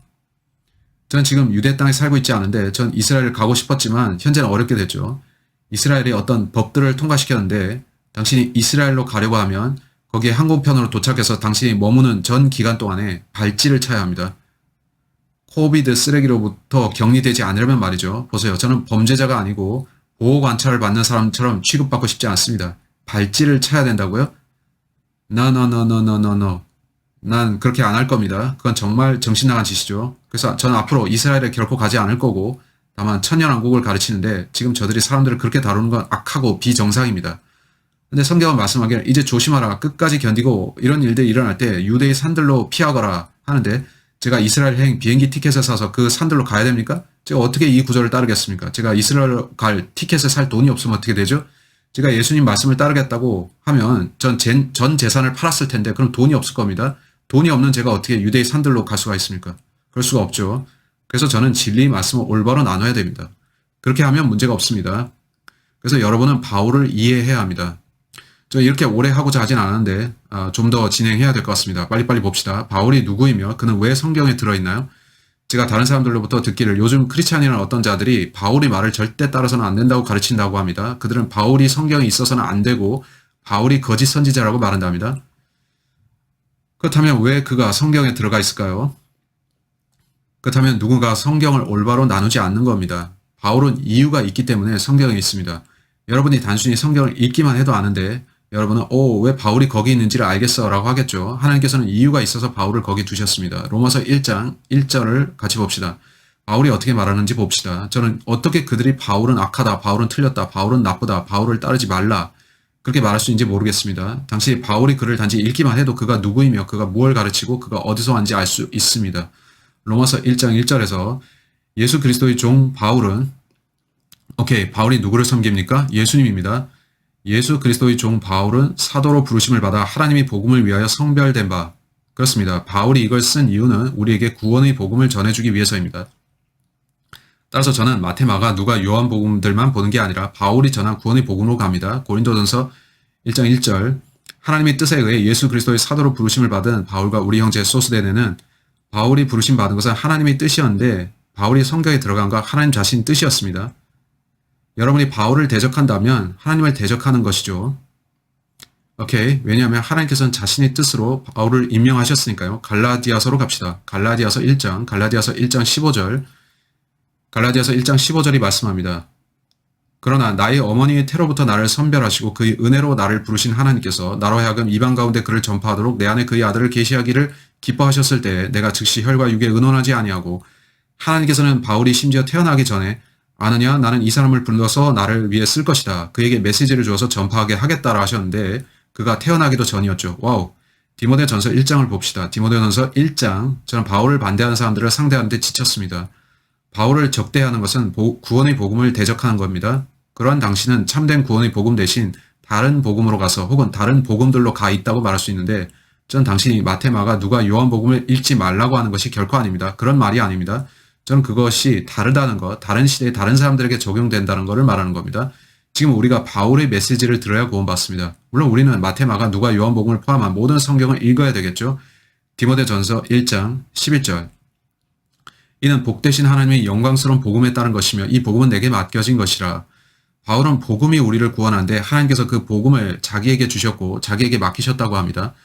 당신은 하나님 말씀을 들을 겁니까? 예수께서는 그가 그것을 바울에게 계시하셨다고 하는데 당신은 예수님의 말씀을 믿을 건가요? 당신이 바울을 간과한다면 예수께서 당신에게 원하시는 걸 놓치는 건데 주께서는 바울에게 당신을 위한 메시지를 주셨습니다. 12절에서 바울이 말합니다. 나는 내게 능력 주신 그리스도 예수 우리 주께 감사하노니 이는 그분께서 나를 신실하게 여기셔서 내게 직분을 맡기심이라. 하나님께서 바울에게 그 사역을 맡기셨습니다. 이제 볼 것은 그가 구원받기 전에 어떻게 살았는가에 대한 것인데 13절에서 그는 불신 가운데 무지하게 행했다 합니다. 빨리 보겠는데 성경에서 바울은 3번 자기를 따르라고 했습니다. 고린도전서 4장 16절. 오케이. 물론 우리는 예수님을 따라야 됩니다. 우리는 예수께서 우리 세대를 위해 말씀하신 것을 따라야 됩니다. 십자가 이후를 위해 주신 메시지를 따라야 됩니다. 우리는 마태, 마가, 누가, 요한복음에서 예수께서 죽으시기 전까지의 상황이 십자가 이전임을 기억해야 하는데 그때는 여전히 구약에 속해 있었습니다. 바울은 자신을 따르는 자가 되라고 했습니다. 고린도전서 4장 16절. 그러므로 내가 너희에게 권고하노니 너희는 나를 따르는 자들이 되라. 빌립보서 3장 17절로 갑시다. 빌립보서 3장 17절, 빌립보서 3장 17절은 말씀하기를 형제들아 너희는 모두 나를 따르는 자가 되라. 그리고 너희가 우리를 본으로 삼은 것 같이 그렇게 행하는 자들을 주시하라. 바울이 왜 나를 따르는 자가 되라고 할까요? 18절에 보면 그들이 십자가와 진리의 원수가 되었기 때문입니다. 이제 볼 구절은 고린도전서 11장 1절입니다. 오케이, 우리는 바울을 따라야 합니다. 제가 헤이 우리는 바울을 따르는 자가 되어야 합니다 라고 할 때 모든 거짓 크리스찬들은 저는 그들을 크리스찬이라고 자처하지만 성경을 올바로 나누지 않는 자들이라 부르겠는데 그들은 여전히 사복음서 시대에 살면서 우리는 바울을 따르지 않아 우리는 예수님만 따른다고 합니다. 그런 당신은 예수께서 바울에게 하신 말씀을 거부하는 게 됩니다. 그런 당신은 진정 예수를 따르는 것도 아니게 됩니다. 만일 당신이 예수를 따르고자 한다면 예수께서 오늘날 여러분에게 전달하도록 바울에게 맡기신 그 말씀으로 와야 합니다. 그렇다면 당신은 진정 예수를 따르는 자가 될 수 있습니다. 바울은 고린도전서 11장 1절에서 말합니다. 내가 그리스도를 따르는 것처럼 너희는 나를 따르는 자가 되라. 바울은 No, 나는 그리스도를 따르는 자이다. 따라서 당신이 일어나서 자기가 예수를 따른다고 말해도 그런 것은 아닙니다. 왜냐하면 우리가 갖고 있는 마태, 마가, 누가, 요한복음의 예수님의 말씀들은 구약에 속한 것이고 유대인들에게 주는 왕국 복음이지만 우리가 보는 바울 서신들은 예수께서 그에게 주신 말씀들이고 우린 그걸 따라야 합니다. 당신이 진정 예수를 따르고자 한다면 바울이 받은 이것, 예수께서 그에게 주신 계시를 따라가야 합니다. 당신이 바울을 따르지 않는다면 예수를 따르는 게 아닙니다. 베드로후서 3장 15, 16절도 보시기를 바라는데 거기서 베드로는 우리에게 사랑하는 형제의 바울의 말을 들으라 합니다. 따라서 우리는 오늘날 바울의 사역의 영향 하에 있는데 후 메시지와 완 메시지의 차이점이죠. 저쪽에서는 예수님이 누구이신가가 관건이고 바울 메시지에서는 예수께서 하신 일이 관건입니다. 로마서 1장 16절. 바울은 예수께서 복음을 그에게 맡기셨다고 합니다. 유일한 구원의 복음, 당신이 받을 심판의 근거가 될 수 있는 복음이 뭔지 로마서 2장 16절에 나오는데 그걸로서 당신이 구원을 받습니다. 로마서 1장 16절. 내가 그리스도의 복음을 부끄러워하지 아니하노니 이는 이 복음이 믿는 모든 사람을 구원에 이르게 하는 하나님의 능력이 됨이라. 첫째는 유대인에게 또한 헬라인에게로다. 이제 여러분께 묻겠습니다. 당신 구원 받았나요? 당신은 어린 양의 피로 씻김을 받았고 그 피의 능력으로 정결케 됐습니까? 당신은 은혜의 메시지를 받고 믿음만으로 구원 받았습니까? 바울의 메시지대로 피를 믿는 믿음으로 그렇게 됐습니까? 아니면 여전히 구원받지 못한 채 자기 방식대로 행위를 통해 구원을 이루려고 하십니까? 나는 내 행위에 기반해서 하늘에 갈 것이다 라고 하십니까? 그러한 당신은 다른 메시지를 따르는 겁니다.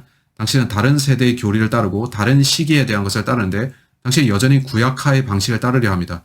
당신은 구약으로부터 나와서 신약의 바울을 따라야 합니다. 고린도전서 9장을 보세요. 고린도전서 9장 16절. 고린도전서 9장 16절. 내가 복음을 전할지라도 내게 자랑할 것이 없으니 이는 내가 부득불해야 할 일이기 때문이라. 만일 내가 복음을 전하지 아니하면 정녕 내게 화가 있으리라. 바울은 하나님께서 자신에게 구원의 복음을 맡기셨는데 그건 예수께서 하신 일과 그것을 믿는 믿음에 관한 것이었죠. 그가 그 말씀을 따라 복음을 전파하지 않으면 자신에게 화가 있겠다고 합니다. 또한 로마서 1장 16절에 보면 그것이 유일한 구원의 복음이라 합니다. 이제 17절. 내가 기꺼이 이 일을 하면 상이 있으려니와 기꺼이 하지 아니한다 해도 복음의 경륜이 내게 맡겨졌습니다.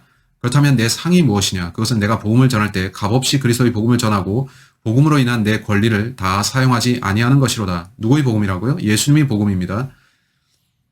값없이 그리스도의 복음을 전하고 복음으로 인한 내 권리를 다 사용하지 아니하는 것이로다. 이렇게 바울은 복음이 자신에게 맡겨졌다고 말합니다.